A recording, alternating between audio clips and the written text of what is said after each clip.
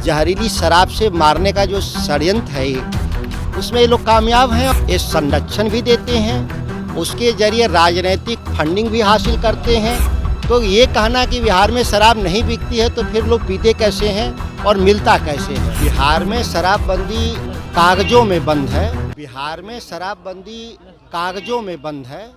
बिहार में शराबबंदी किसी दिन भी किसी क्षण भी बिहार में बंद नहीं है।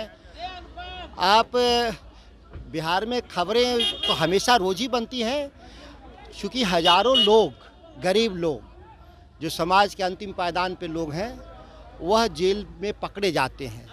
तो ये कहना कि बिहार में शराब नहीं बिकती है तो फिर लोग पीते कैसे हैं और मिलता कैसे है, तो ये सवाल तब जाके उग्र हो जाता है जब जहरीली शराब से मौत हो जाती है। तो जो बिहार की सत्ता में बैठे हुए लोग हैं, वो बिहार के लोगों को जहरीली शराब से मारने का जो षड्यंत्र है उसमें ये लोग कामयाब हैं। और आज तक तो विधानसभा के भीतर भी कई बार हम लोगों ने इस बात को रखा, बाहर भी रखा, लेकिन कोई सुनवाई तो है नहीं। दोषी कौन है? दोषी कौन है? सत्ता के शीर्ष पर बैठे हुए ये संरक्षण भी देते हैं, उसके जरिए राजनीतिक फंडिंग भी हासिल करते हैं। और मैं पहले भी आरोप लगाया था कि पूरे बिहार में हर थाने में एक छोटा दरोगा बैठा है इसी काम के लिए, जो पूरे नेटवर्क को संचालित करता है। और ये कोई बात छुपी हुई नहीं है।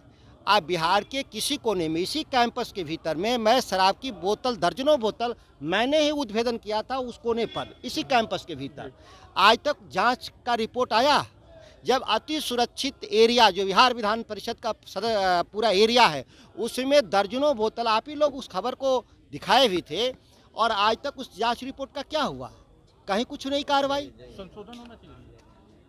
मैं शराब को लेकर के मेरी धारणा साफ है कि मैं शराब को ही लेकर नहीं, हम उन तमाम चीज़ों को लेकर जो खाने और पीने की जो सामान है उस पर प्रतिबंध जैसा लगाना एकदम से ही आप कह सकते हैं कि मानसिक दिवालियापन का है। खोल देना चाहिए शराब। मैं दूसरी बात कह रहा हूँ, आप प्रतिबंध नहीं लगा सकते।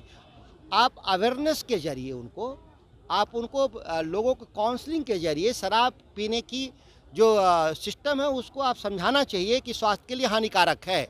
इस नज़रिए से यह क्रिमिनल एक्ट का हिस्सा नहीं है, यह सिविल एक्ट का हिस्सा है।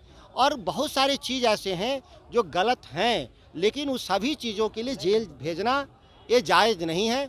और पूरा जो सरकार चलाने का जो मैकेनिज्म है, जो तंत्र है, वो इस काम के लिए केवल नहीं बना है कि बिहार की जो जनता टैक्स देती है वो सारा पैसा सरकार चलाने में चला जाए। डेवलपमेंट के लिए भी पैसा होता है, आपको विकास करने के लिए पैसे मिलते हैं, उस सारे पैसे का अपव्यय आप करते हैं, जेल बनाते हैं, पुलिस लगाते हैं, जुडिशरी की इंफ्रास्ट्रक्चर को बढ़ाते हैं। इस काम के लिए सरकारें नहीं होती। सरकारें न्यूनतम खर्च में चलनी चाहिए और अधिकतम उसको डेवलपमेंट करना चाहिए। ठीक।